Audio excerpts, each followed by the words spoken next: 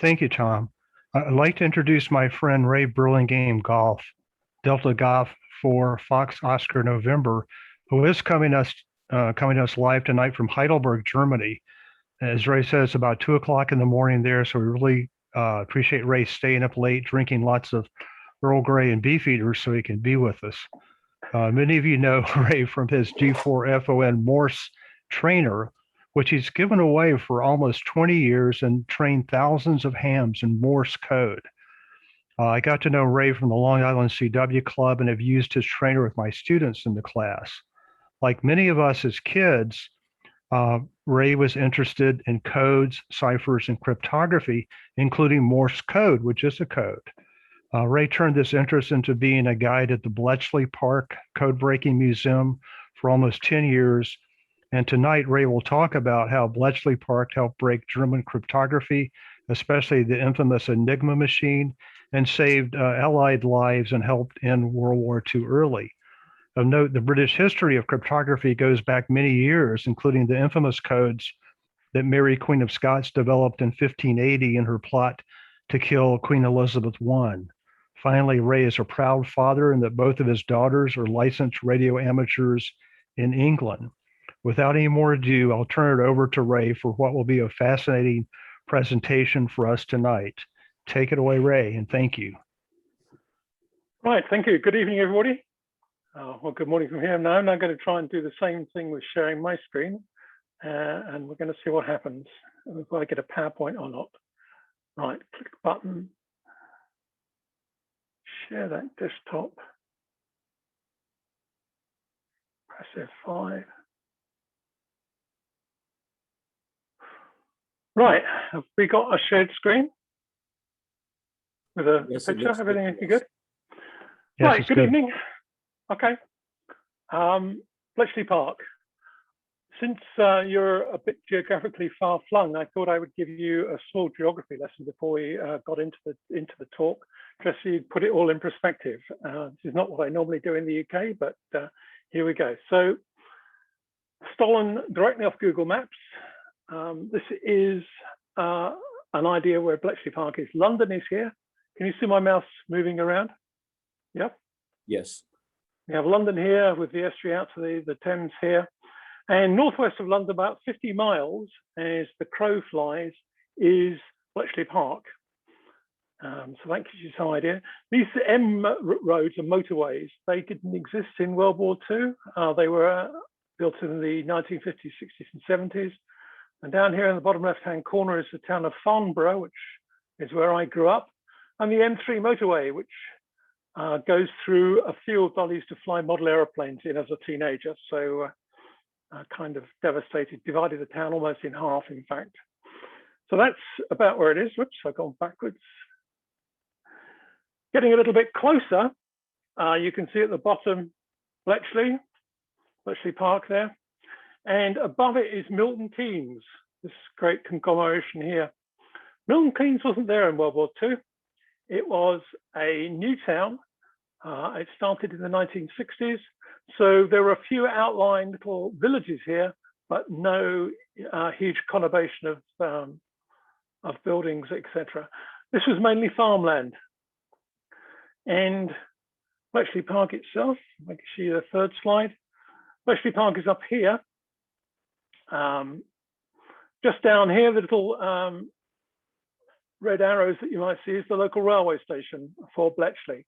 So the park is about 500 yards, 600 yards away from the railway, which was very convenient for the person who originally bought it and very convenient too for the code breakers when they arrived at Bletchley Park. Over here is a place called Fenny Stratford, which I will talk about. And this road going down the right-hand side, the yellow road, is the A5. The A5 is a trunk road. I'll explain what that means later on during the talk. So now we have a picture of the very famous mansion at Bletchley Park, which you've probably seen before on all sorts of documentation. As I said, it was a lot of farmland back until the 1960s. And in the Middle Ages, it used to be a hunting park. Nobility would come here to hone their hunting skills. And that carried on until about the 1600s, when a family called the second family bought the land and started to farm it. They had 50 acres of land, and they built themselves a, where is a bit of trouble here, hang on a second, let me just try and sort this, zoom out. Zoom wants to be where I don't want it to be. Okay, it'll be at the top and that's it, right? So they built a brick farmhouse, which became the core of this mansion building. And that all went on quite nicely until 1882, when a London stockbroker by the name of Herbert Samuel Lyon was looking for a family residence. He worked in the City of London, so communication to London were important to him, and Bletchley being on the railway line, just where it is now, was a great convenience.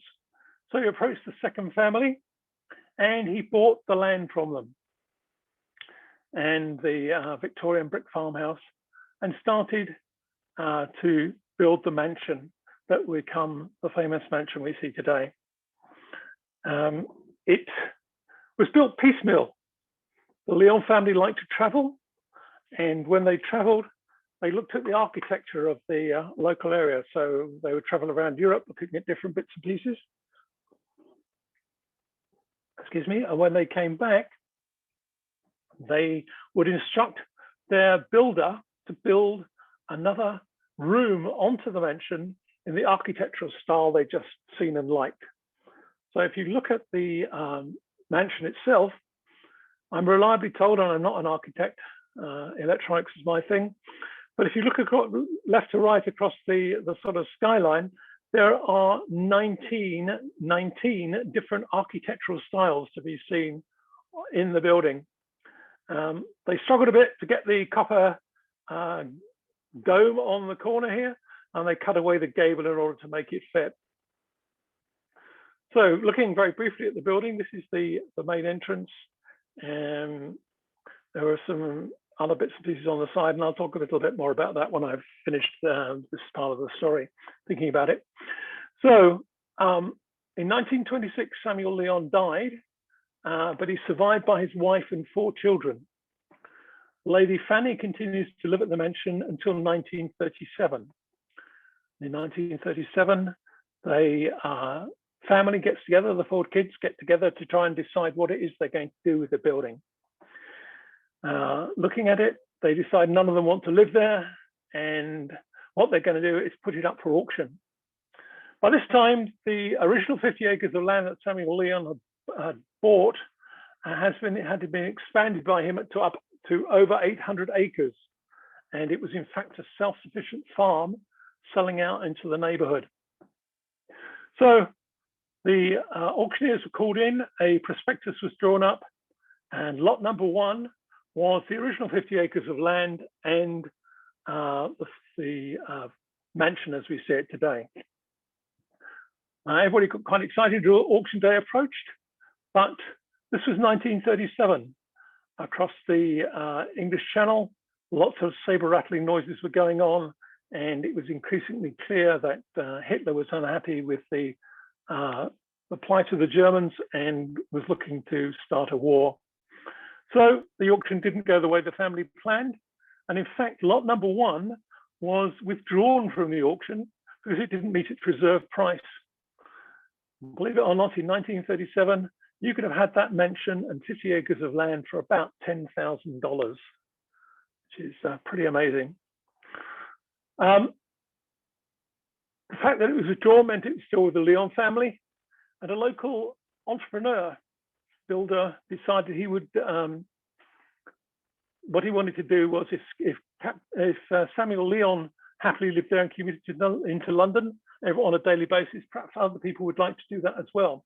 So he thought he would buy the land from the Lyon family, knock down the mansion because he thought it was absolutely hideous, and start building to order custom homes, luxury homes for people wishing to commute into London. He didn't make much of an inroad into that plan before an important gentleman appeared on the scene, a gentleman called Admiral Sinclair. Admiral Sinclair was head of the Government Codes and Ciphers School, as it was called in those days, GCNCS. They were based in London. They were based right in the center of London. They were based in the Admiralty building on Broadway in London. And the common belief at that time was London was not a safe place to be if war broke out. It's actually not that far from the French coast. It's not too far from Germany if you wanted to run bombing raids. And as we all know, London was pretty heavily bombed during World War II. So the Government Codes and Ciphers School were looking to move out of central London into some place out in the country where they could do their work. And Bletchley Park looked as though it really fit into the bill. The railway line, as I said, was there. The A5 trunk road that I pointed out to you had been built during the Lyons ownership of the land. And being a trunk road, it carried telephone trunking up the side of it, which made it somewhere you could tap into for communication should they need to. And the local repeater station was the town of Fenny Stratford, which I showed you on the map, which is, I don't know, 2 or 3 miles, maybe 4 from the actual mansion itself. So they initially came up here, looked around the place, fired off a few guns, called themselves Captain Ridley's Shooting Party, and decided what they would do in the event that war broke out. Neville Chamberlain came back in 1938 with his famous Peace in Our Times piece of paper. And at that point, they withdrew, went back to London again. But as we know, that was a pretty hopeless piece of paper and lasted about 2 or 3 months before it was very clear that the war was going to break out. And so the Codes and Ciphers people came back here, lock, stock and barrel, and started to plan their work. When they arrived here at the beginning of war in 1939, there were about 200 people working for the Codes and Ciphers School. Over the course of the war, that would expand until at the end of the war, there are about 10,000 people working in the park. They were working 24 hours a day, 7 days a week. So every 8 hours, 3,000 people approximately came on site and 3,000 people left. They were billeted around the countryside. They were, there's a place called Woburn Abbey, which is not, it's about 10 miles away. It wasn't on my map, I'm afraid, but Woburn Abbey, they had a lot of the wrens, the ladies who operated the machinery were billeted there, and other people were billeted around the place. A funny story here of one of the famous people at Bletchley Park, Alan Turing. Alan Turing was billeted at a house in the center of Bletchley and used to ride his bicycle to work in the mornings. Well, as the summer started, evidently, Turing suffered very badly from hay fever, and he discovered that his gas mask was an ideal way of keeping him away from all this pollen. So Alan Turing was to be seen riding down the country lanes on his bicycle with a gas mask on. More than that, apparently he had trouble with his chain on the bike, and he worked out that after 100 forward motion pedals, it would fall off, and he got frustrated by that. So in the end, he figured out, being the genius that he was, that if he pedaled forward 80 pedals, then reverse pedaled 20, he could then get another 80 before he needed to reverse pedal again. So it was forward pedaling, reverse pedaling down the country lanes in the gas mask on his way to Bletchley Park. And still, this place remains secret. Nobody talked about it. How would that ever happen today, one asks oneself. So the war progressed, and we'll get into the story of the war. That's the core part of my talk today. At the end of the war, the place closed down. The Government Codes and Ciphers School. Most of the 10,000 people demobilized and went back to civilian life. Those who didn't moved down to a place called Eastcote in northwest London, and then out to Cheltenham, where they became the GCHQ that we know today with their famous donut building. And at that point, for the first time, the government wondered what they would do with the place that they owned. They were looking around with what to do when the General Post Office, the GPO, approached them.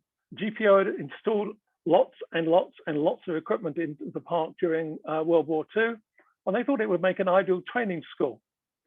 So they approached the government to run it as a training school, and the government agreed.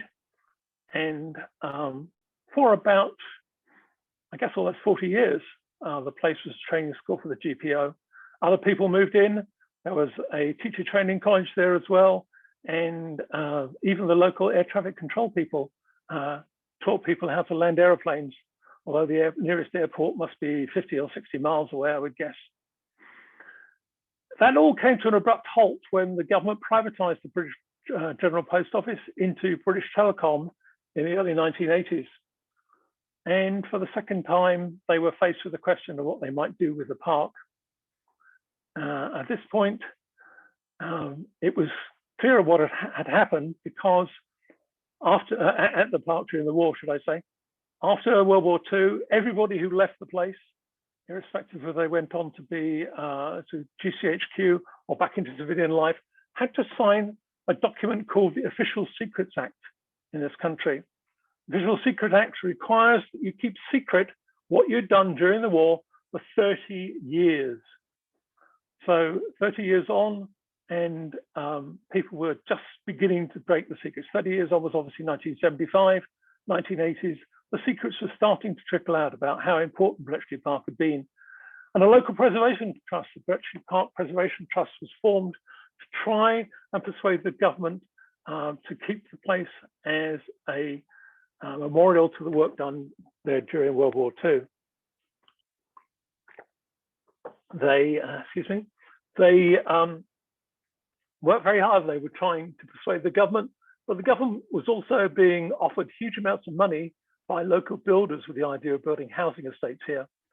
And Milton Keynes by this time had arrived, so it was obviously more appropriate to do that. So the government started thinking about what they might do, and somebody in the Preservation Trust had an absolutely brilliant idea. And that idea was to put a preservation order on each and every one of the trees in the park. If you ever visit Bletchley Park, you'll discover there must be 200, 300, 400 trees in the park. Each one of them is now preserved. You can't cut them down. You can't do anything with them. If you want to build, you have to build around them. And that kind of thwarted the plans of the people hoping to build housing estates there. And in the end, the government acquiesced, and the Bletchley Park Trust has the site on a 250-year lease with the right to buy it if it has enough money. And I tell you, just maintaining the place is a bit of a challenge. So that's the history of the park from back in the 1600s to today. It continues to thrive.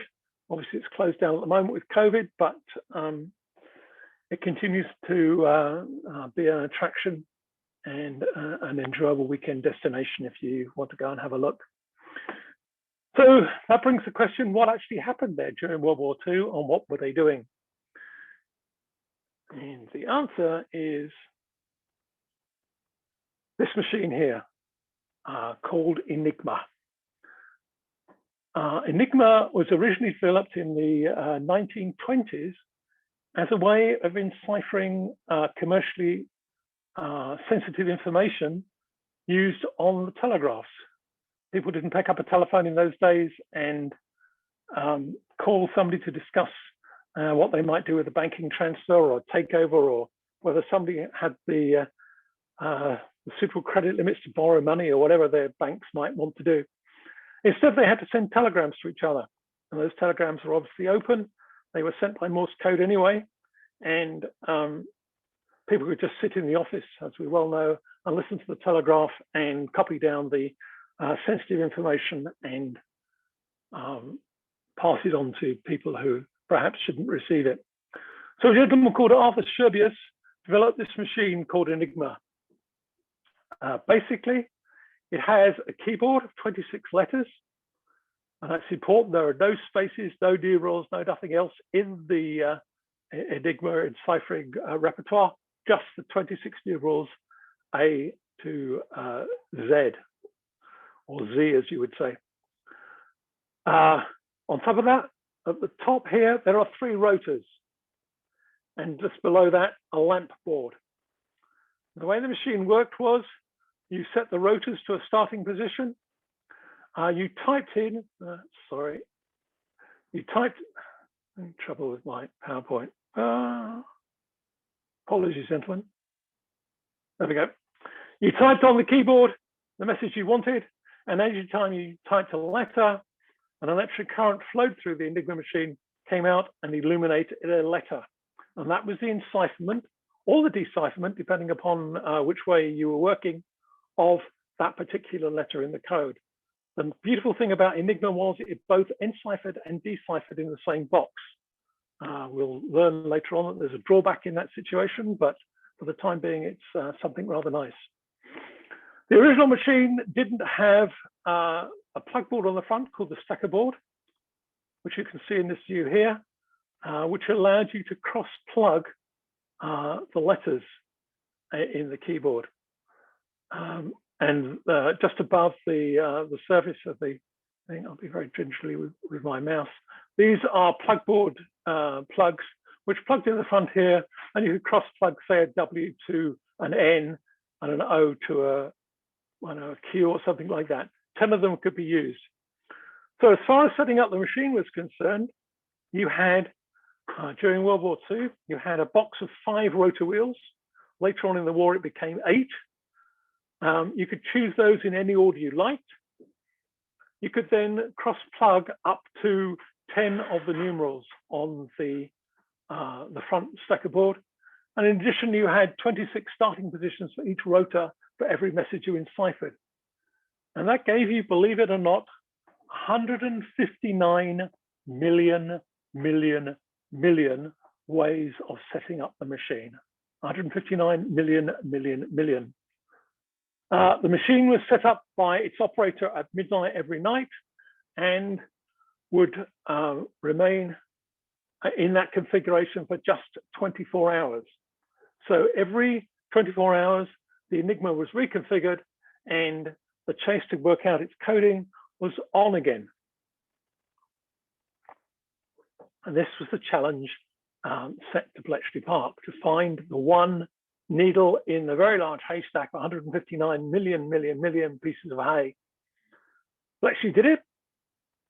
They were pretty successful at it. Move on to the third slide here. And you can see the inner workings of it.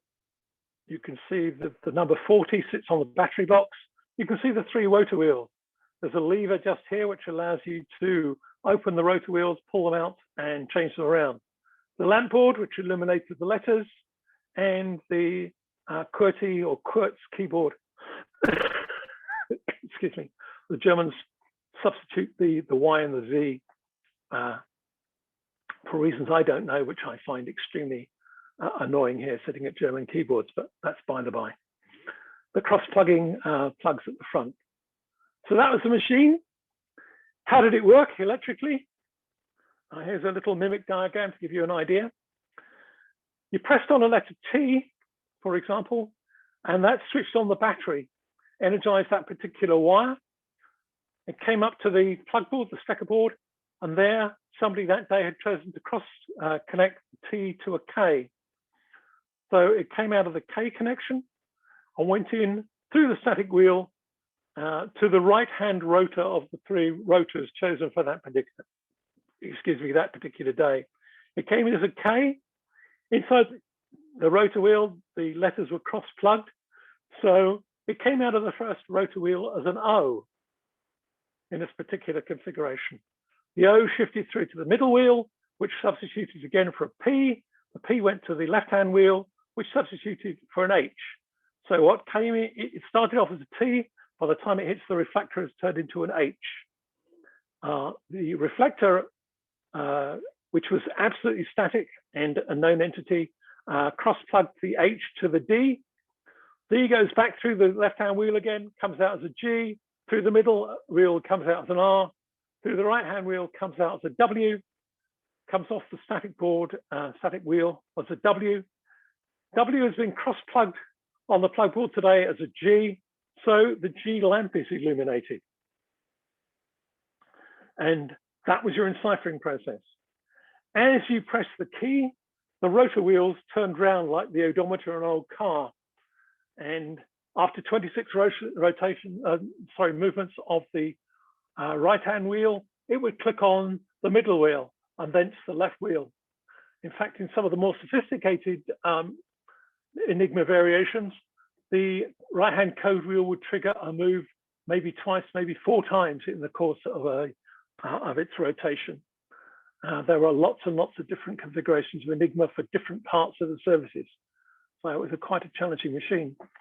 The other thing to say is if you'd actually pressed the G in this configuration, the current would have gone in the opposite direction, basically the same way, and would come back and have illuminated the T key. And that's how the machine worked as a reverse encryptor. So I hope that gives you a little bit of an idea about the machine. And we'll go on and talk about how it was broken and a bit more about Bletchley Park. I'm going to walk you around the park and give you some idea of the buildings and what went on there, and then get back down into the actual breaking of the codes. If you've ever read anything about Bletchley Park, you might have discovered they put a radio station in there called Station X.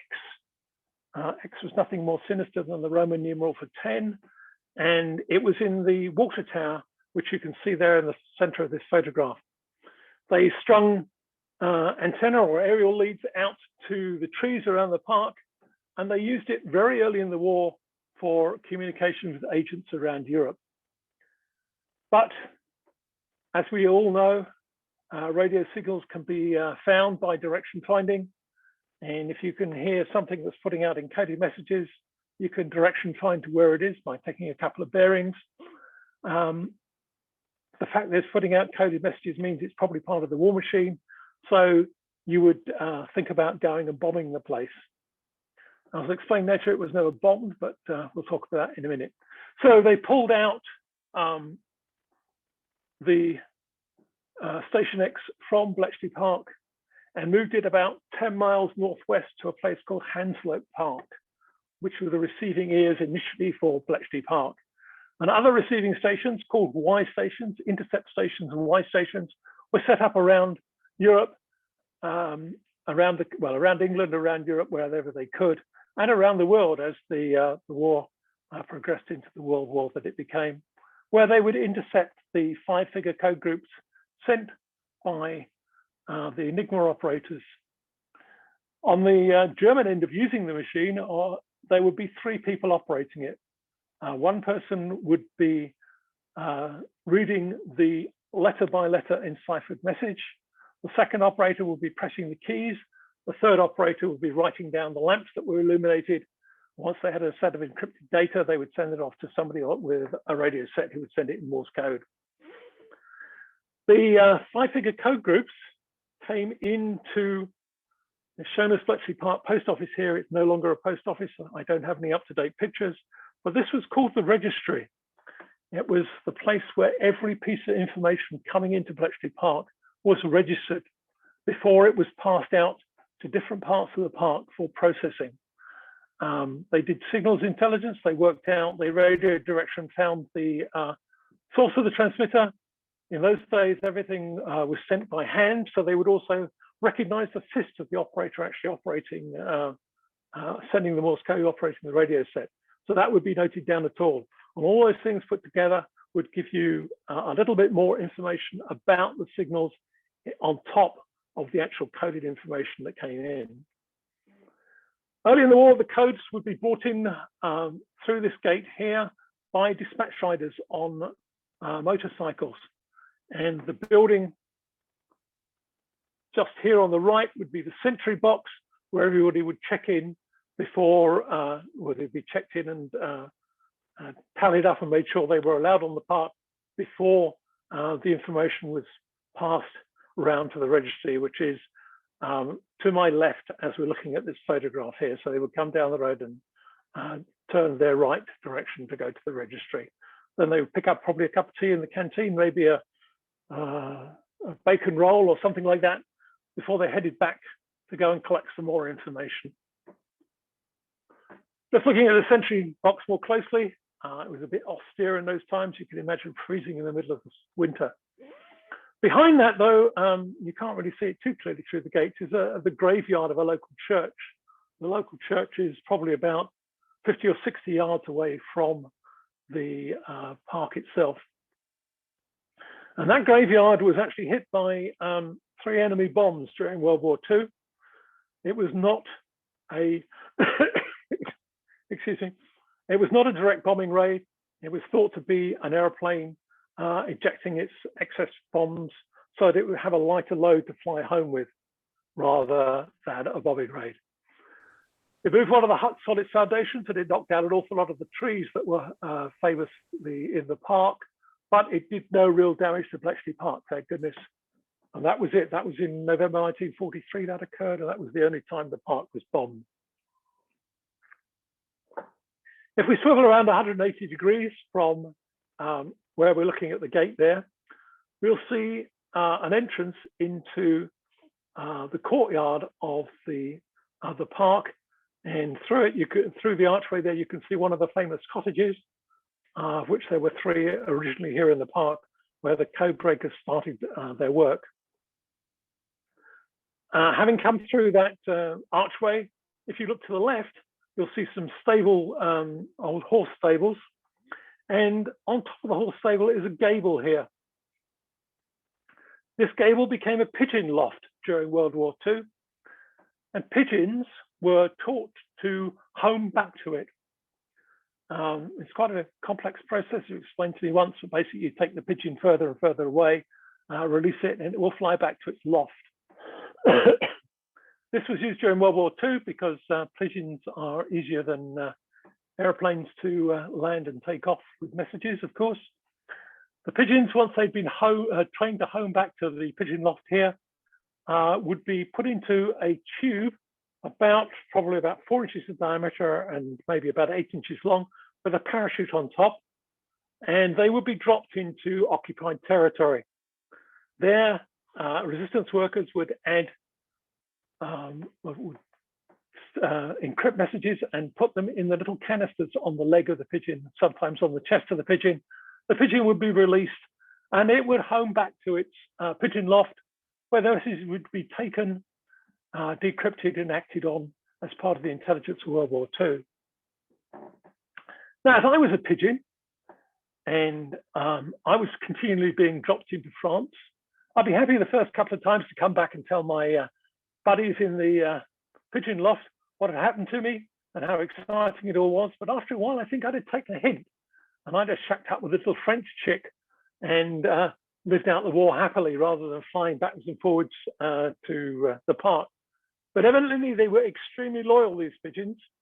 And one pigeon in particular flew an awful lot of sorties and was awarded what is known as the Dickin Medal, which is a bravery award for animals at the end of World War II. So the pigeon loft and the pigeons played their little part in getting messages back to Bletchley Park as well. Down in the bottom corner, with the pigeon loft directly behind us as we take this photograph, is cottage number 3.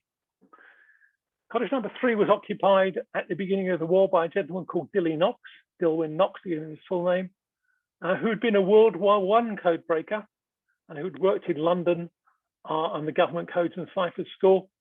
A lot of the work they'd done during those times were decrypting embassy ciphers. Embassies all communicated by radio in those days, and their messages would be enciphered, and they would work on decrypting them.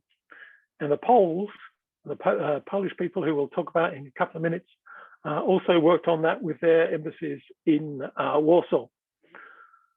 So, looking at the cottage, I guess in the Lyons time, it was probably key workers would have lived in these cottages. But importantly, you can see just to the right of the door a goldish coloured plaque. And that tells you that Dilwyn Knox was a pioneer ENIGMA cryptographer, cryptoanalysis. And in this hut, the first German message was broken in January 1940. So some 4 months into the war, we broke the first message. As I say, a lot of it was due to Dilwyn Knox and some techniques he had evolved during the interwar years, but also it was a lot of it to do with help given to us by the Poles. The Poles in an unenviable position of being very close to Germany and fearing for their lives if war ever broke out. At the end of the war, or sometime after the war, a memorial was put in place for the Poles and the work they had done in helping decrypt the messages. As I say, the embassies in and around Europe all sent enciphered messages. The Germans sent ENIGMA enciphered messages to their embassy using ENIGMA machines. In those days, they weren't very worried about it. They didn't believe people were even trying to break the machine. So they didn't know, as I say, people were trying to break the machine. So they didn't, they didn't change the settings very often. So for months at a time, the ENIGMA machine would be set up in the same way, and it would be used to encipher messages. This gave cryptographers something they called depth, lots of messages on the same settings, and it made an ideal way of working out how to break the codes. The Poles started this work back in the 1930s, and as it became clearer and clearer that war was going to break out, they invited a group of British cryptographers and also a group of French cryptographers to a place called the Pary Woods, which is about 50 miles, 80 kilometers south of Warsaw in Poland. And there they gave the likes of Alan Turing and Billy Knox an ENIGMA masterclass on what they had found out about the machines. They also gave them a home-produced version of the ENIGMA machine, and that gave the British codebreakers a huge leg up into the workings of ENIGMA because it hadn't been one of their biggest focuses. And so they came back from there with, as I say, a replica ENIGMA machine which they could use, and started really to work on how they would do the code breaking. If you look over the wall, you'll see a car in the middle there, and behind that is one of the famous wooden huts here in Bletchley Park. We're going to walk to the right of the memorial, down the steps, and meet up in front of that hut rather. So here are the three of the original wooden huts. These photographs were taken in the early 1980s. No, sorry, early 2000s. What am I talking about? Early 2000s. And in those days, the huts were becoming more and more into disrepair. As you'll see from photographs later on, they were refurbished with money given to them by the British Lottery Fund. And basically that was, they ran a lottery in England, and a certain amount of the money levied up from the lottery was given to good causes, and one of those causes was deemed to be Bletchley Park.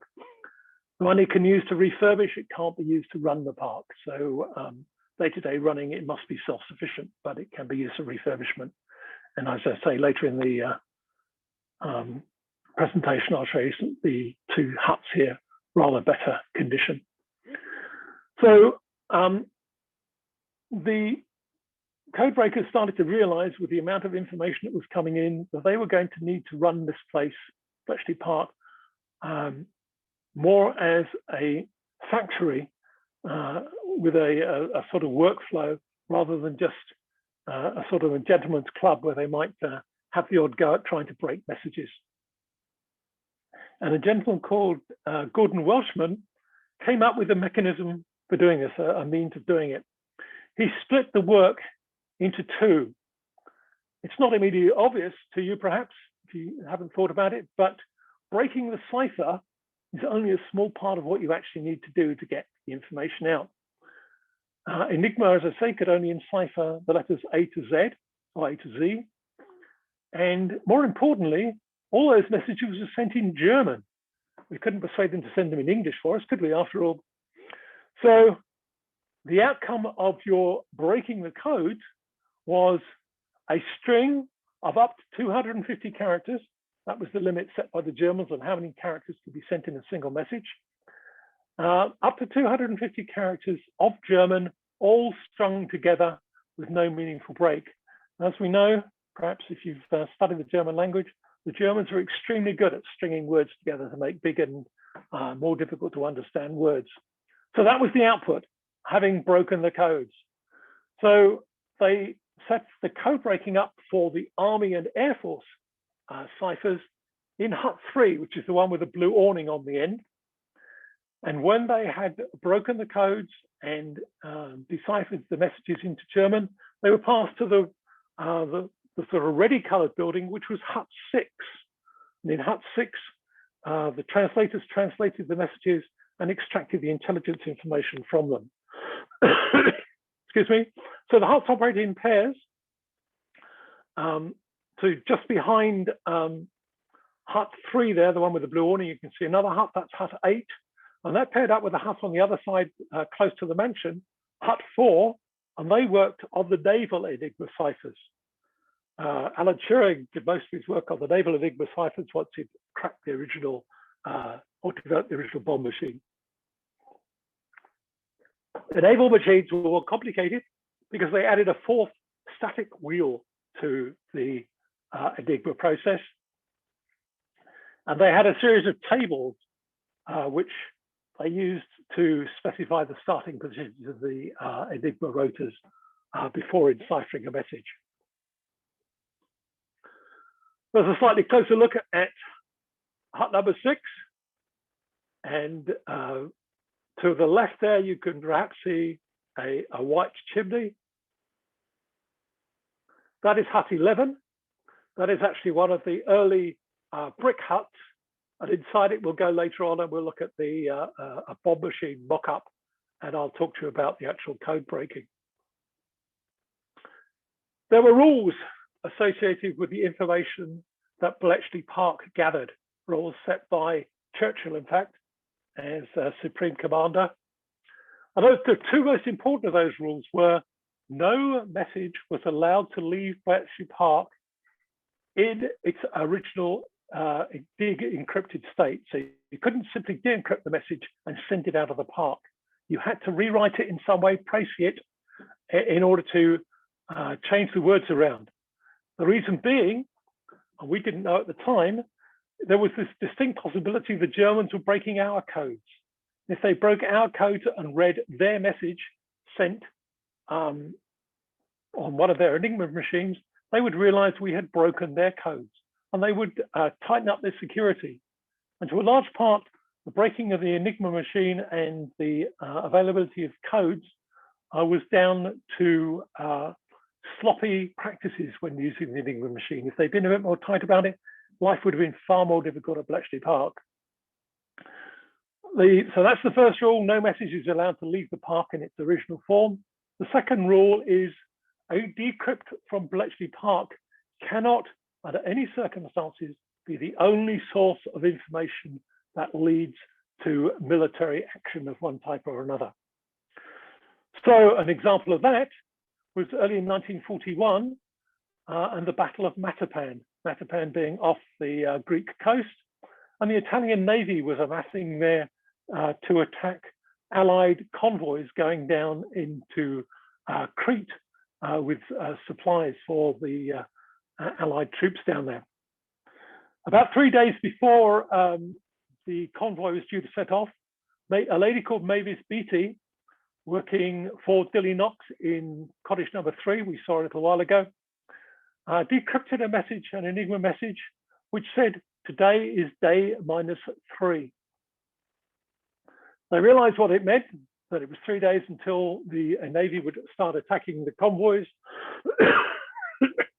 But they couldn't use that, they couldn't use that information directly because it would give away that we had broken the code through Enigma, or broken Enigma encryption. So what they did was instead, they flew reconnaissance airplanes over the Italian Navy out near Matapan, and those reconnaissance aircraft probably flew low over the naval ships, waggled their wings, perhaps they waved out of the windows, and made absolutely certain that they were seen and attributed to be the source of the information as to how the naval buildup was discovered. On our side, Admiral Cunningham was fairly devious, and in the end got the Allied Navy to sea and routed the Italian Navy. And it was considered one of the first successes and a huge morale booster for the Allies, and particularly the British, after the horrendous 1940s blitz. The whole winter of 1940, London and around London was being attacked on a nightly basis by German heavy bombing. But Cunningham came down to Bletchley Park to thank everybody for the work they'd done, and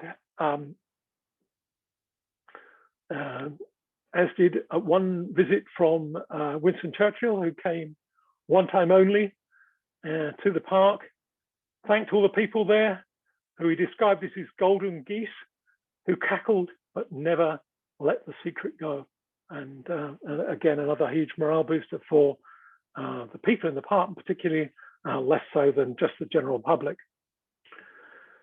So I mentioned this building on the left with the white tower. We're now going to step inside that. And this is Hut 11. And this would be where some of the bomb machines were sighted during World War II. The bombs themselves, there are about 200 of them built during the course of the war. Not many of them were actually at Bletchley Park. They were scattered around the countryside for fear of being the target of bombing, because if you destroyed a few of the bomb machines, as distinct from bombing, it would take a while to rebuild them, and it would reduce the efficiency of the running of Bletchley Park. So two pictures there. On the left-hand side is the front of this, the bomb machine. The right-hand side is the rear of the machine, and we'll look at those in more detail in a second. The bomb machine, as I said, worked on and discovered by, or developed rather, by Alan Turing as one of his first contributions to the war effort, before he worked on the naval ciphers in Hut 8, and then actually went out to America and worked on more code-breaking work. He spent a good deal of time in America during World War II. So this is the front of the bomb. And what you've actually got is a three-wheel ENIGMA machine. That's wheel 1, wheel 2, and wheel 3. These wheels rotate under they're mechanically driven, and they are set up in a certain way, and I'll come to how that's done in a minute. And the machine is run. You click on the button here, just to the right of these three special wheels. The machine runs, and basically what you've done is you've set up a number of combinations that you expect to occur for this message to be decrypted on the ENIGMA machines. And all the ENIGMA machines work in parallel, adding together their answers until they finally come to a place where it could potentially be the settings for that particular message for that particular day. And at that point, the machine will stop, literally physically stops rotating. And these three, excuse me, black colored wheels would indicate potential settings for that message for the day. Based on the wheels that they had chosen, they would choose three wheels. And I say there were procedural issues with the Germans. A number of things to point out here. One is that the settings for the ENIGMA machine are basically random numbers, and computers are very good at generating random numbers, but in those days, of course, there were no computers. Humans are particularly bad at generating them. So they weren't particularly random. And in fact, during the course of the war, they even repeated sets of monthly settings. And once that had been twigged, of course, Bletchley Park was in for a field day, no work, just decrypt the messages.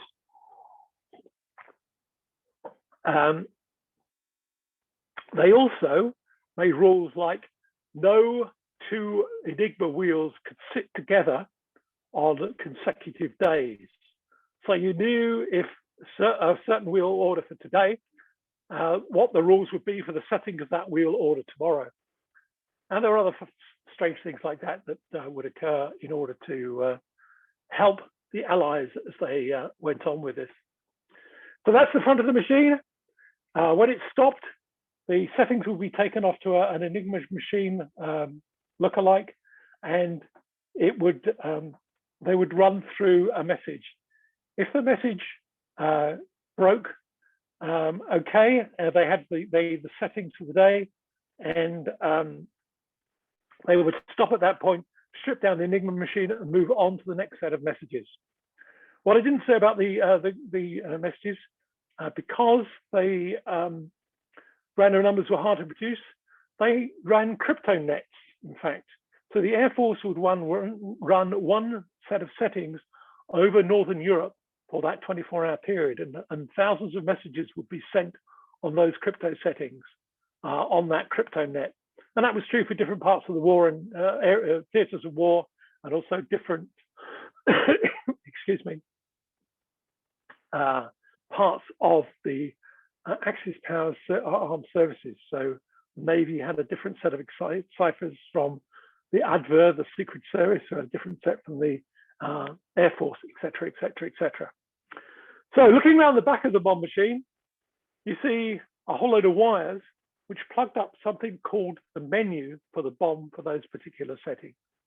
And they clipped into slots. They were lengths of wire strung from one place to the other. And the trick was finding the menu setting for that particular crypto net for the day. And to do that, they searched for the weakest link in the chain. So a quick look at our ENIGMA machine again. And as I say, lots of these machines out there. Today, there are very few left. You pay upwards of £30,000 for one, and perhaps even more at auction these days.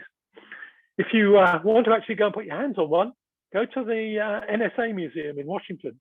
And they actually, last time I was there, which was 5 years ago, they had two of the machines actually sitting out that people could press. No such luck at Bletchley Park. They're all locked down and out of the way, and you don't get any chance to touch them.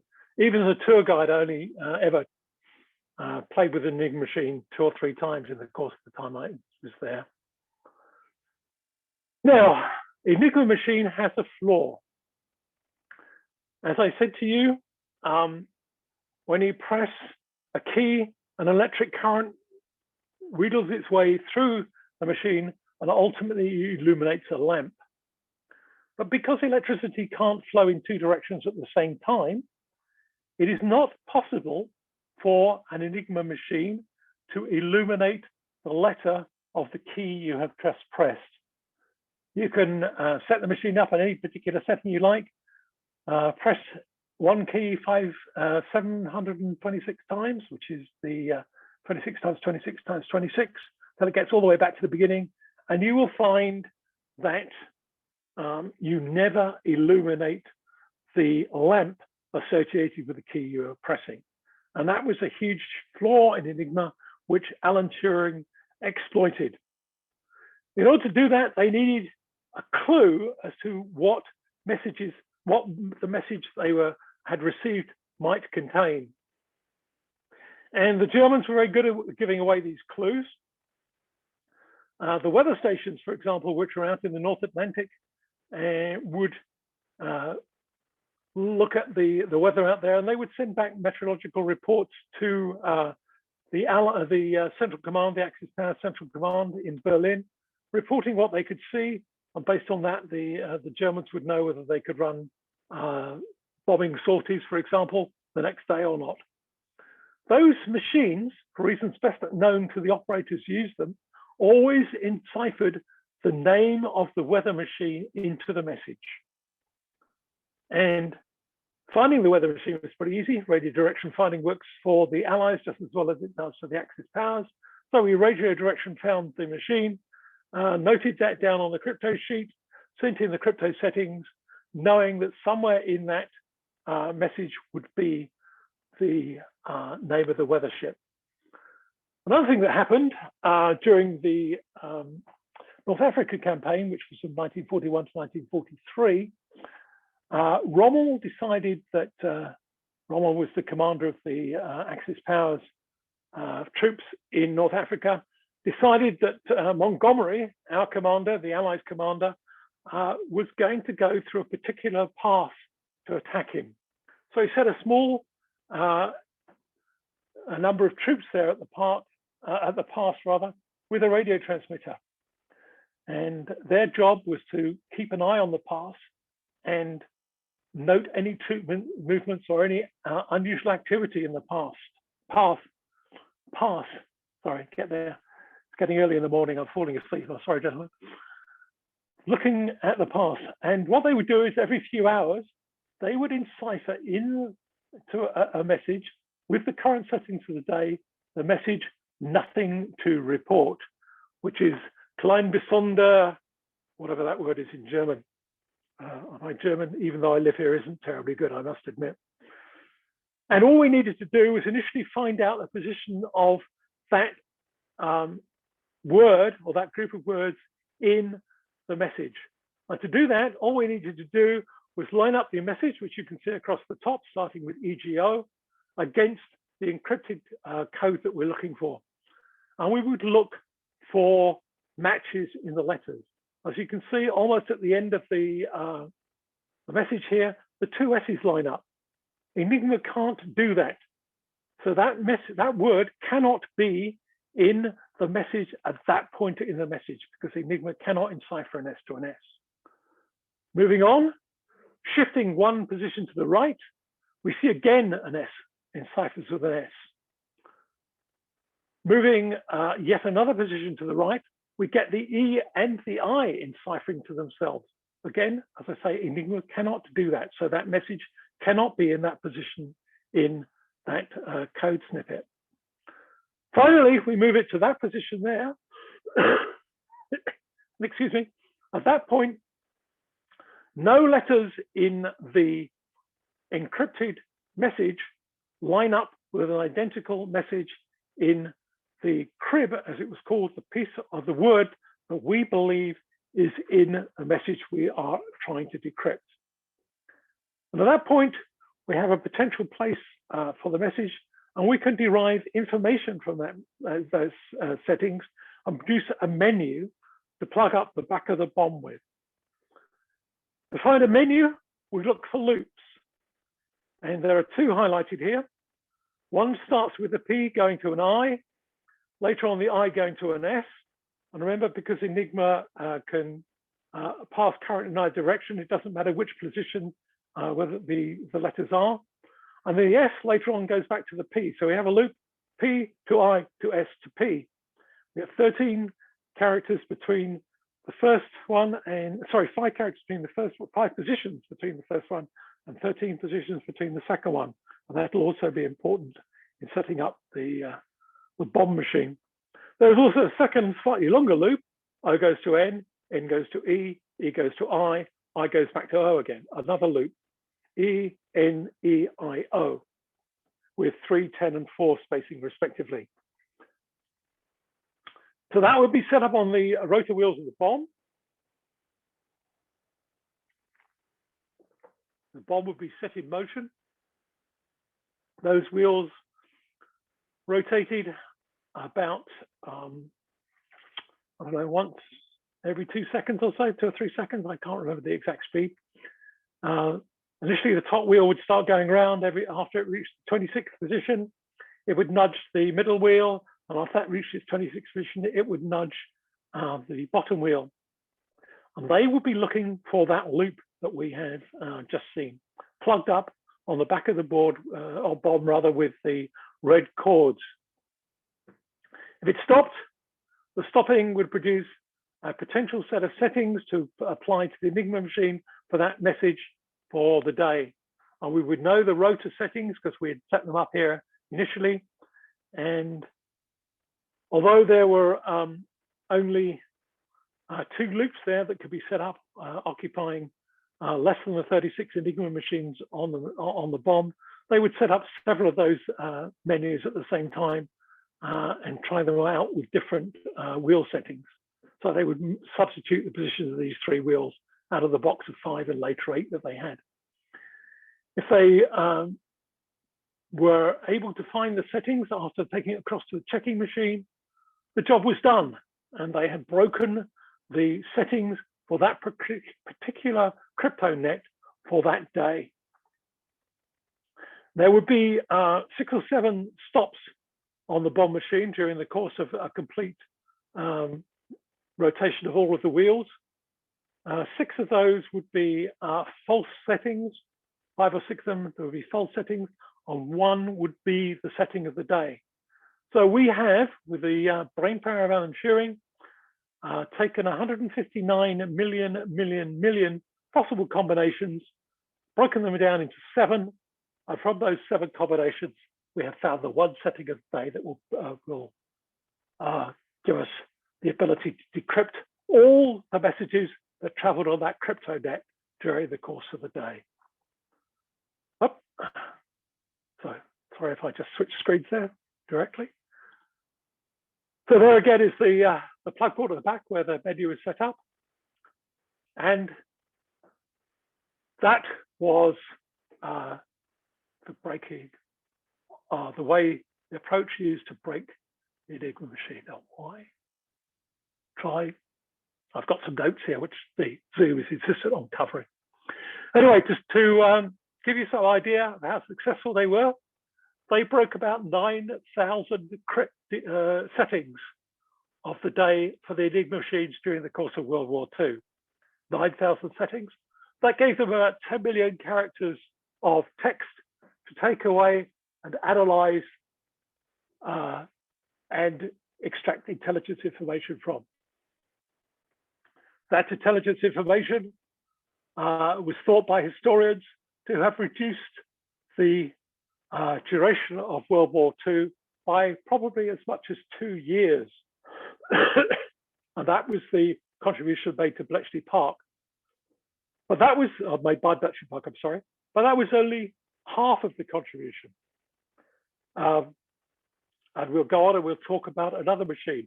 Enigma was used by the Axis powers as a method of encrypting their tactical information, the day-to-day running of the war machine, the tactics that were going to be deployed by Hitler and by his generals in any theatre of war.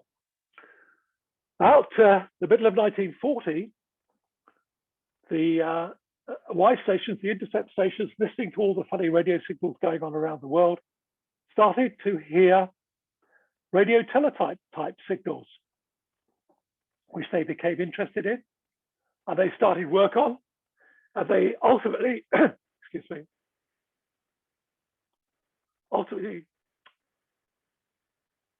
developed this machine here called Colossus, full of about 800 valves or vacuum tubes, as you would call them. You can see a block of them up here, another block there, another block there. There's a whole load more around the other side of it.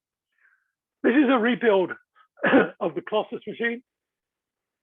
At the end of World War II, when the place was demobilized and the troops either went back into civilian life or moved down to East Coast, Churchill, rather, he said Hitler, Churchill gave out an edict that everything here in the park to do with the code breaking during World War II had to be smashed into small pieces.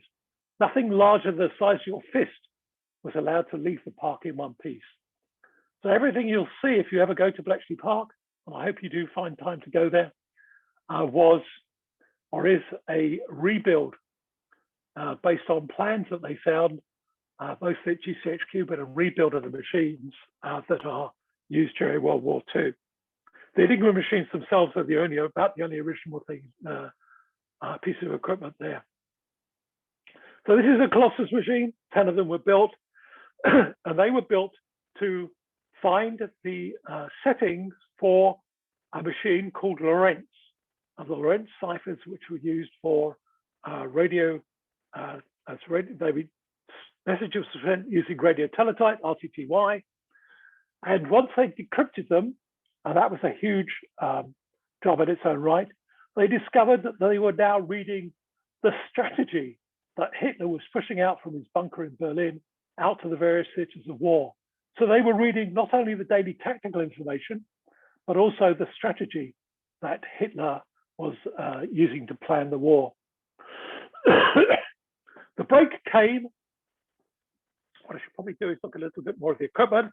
This might have been one of the radio intercept rooms at one of the outlying Y stations. You'll probably recognize HROs and AR-88Ds. The box on the left-hand side is a BC221 wave meter, which I used to own one of those when I was first licensed back in the 1970s to check my frequencies, because you had to do that in those days unless you were crystal controlled. And in the bottom towards the front is this little machine here called an undulator. The undulator was basically a pen recorder which recorded the RTTY information. And that was deemed to be more a more secure, a better protected way of getting the information than actually trying to feed the signals into an RTTY teletype like a Creed machine or an ASR machine, whatever they would have used. The reason being fading and things like that, the amplitudes would drop. And people became very skilled at reading the 5-bit codes out of the undulator and typing them into radio teletypes to produce the tapes. Those tapes of the messages, too far back, were mounted on the right here on this spinning frame, which span the message tape past a set of optical readers, and that was the input to the Colossus machine. Colossus machine was looking for deviations away from totally random sequences. Those deviations would be caused by operator errors of one shape, size, or another. If you encipher a message and you do a really good job of it, there will be as many E's in the final message as there are Z's, although the original message may contain a lot more E's than Z's. If you don't do such a good job for whatever reason, you'll get more E's and fewer Z's, and you'll see a distribution swing away from equal numbers. That would be detected by Colossus, and the results of the various passes would be printed out on this teletype machine here. That one I believe is a flex writer, and that information will be used to set up another machine. That's a close-up picture of the undulator, copying the thing. Sorry, it's slightly out of focus. Will be set up to operate this machine here, which we called Tunny, which was a replica of the Lorentz machine.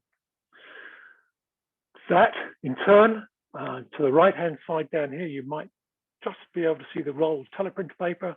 There's a teleprinter here.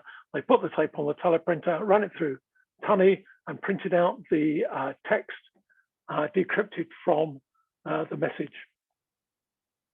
The way they made the first break was an operator error, yet again, in the Axis powers, in testing a link between Athens and Berlin.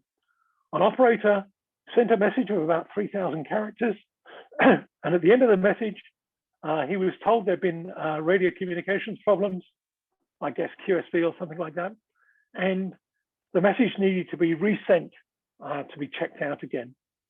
So the operator did something which every cryptographer knows is an absolute no-no.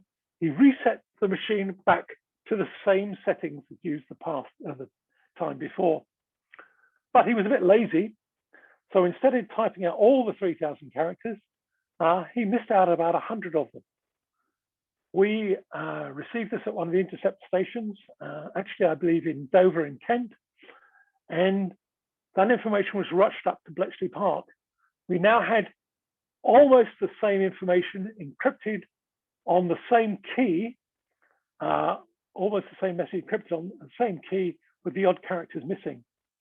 That is bread and butter to cryptographers, and a gentleman called Bill Tutt set to work working out how this Lorentz machine worked.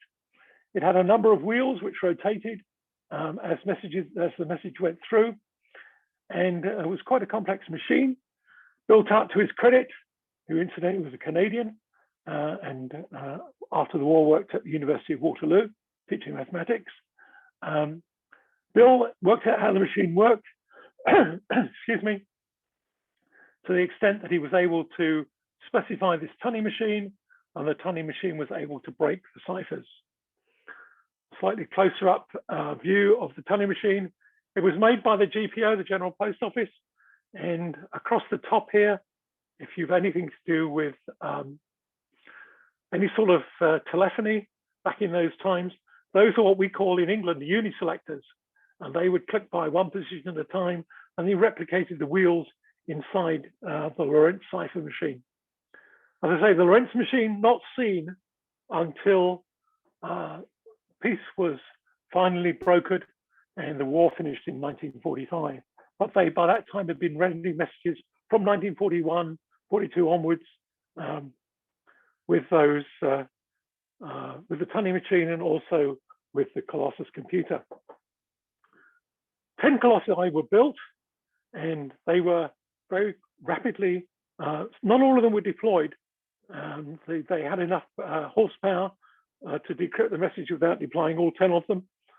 But the machines were taken down to GCHQ after the war, and they were used to decrypt peacetime messages during the Cold War, because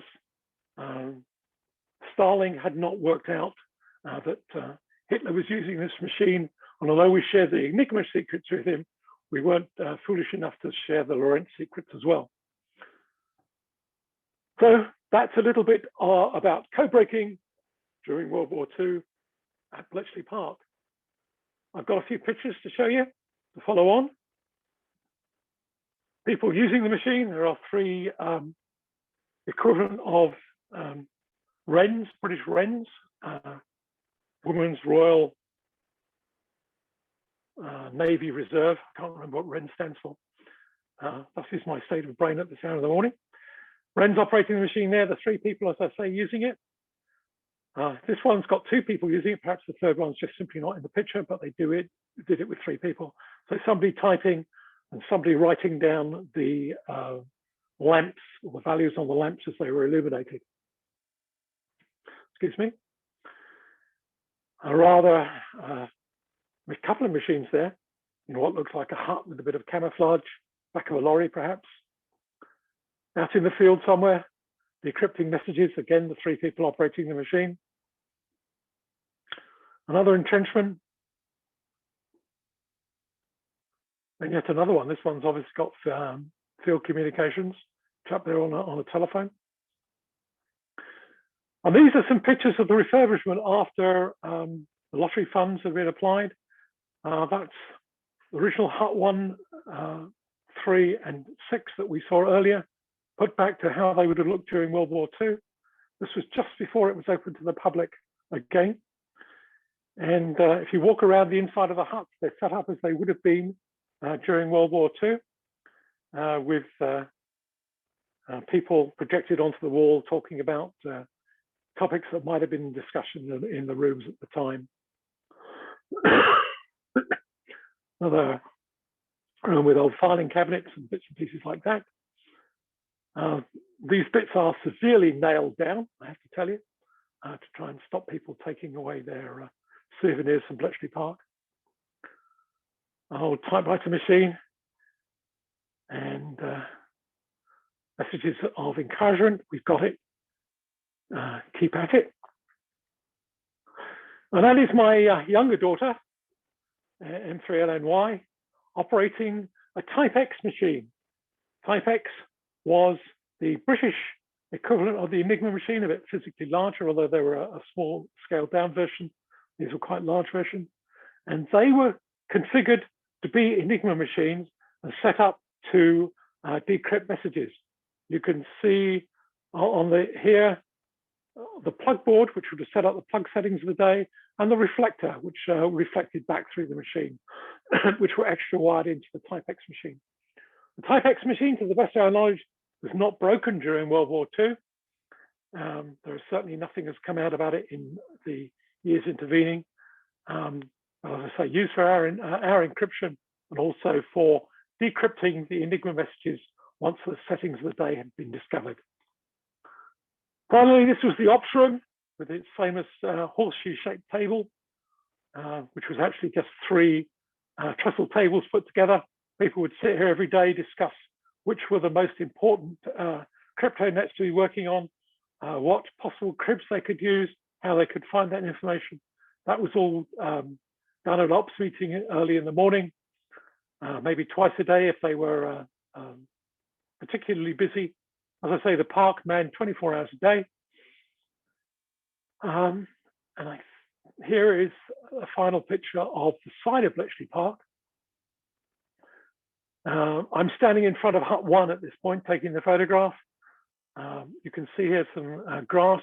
In fact, some of the early huts were built on here, and this little bit of pebbles here show the foundations of one of the early huts, which didn't survive it till time to refurbish. It didn't survive it till the time I joined the park back in the turn of the millennium. Back here there is hut 4, which was where the naval enciphered information was deciphered. The entrance to the mansion there. Over this side, you can see the brick building which formed the old Victorian farmhouse before these bits were added on by the Leon family. And there is the water tower where Station X was housed right at the beginning of World War II. To my almost direct right, you would go up to see the cottages, and behind me, as I say, hut 1, hut 3, and hut 6. And that, gentlemen, is the end of my presentation on Bletchley Park. I'd be happy if I can work out how to get out of this and give you back screen control, which I struggled to do last time.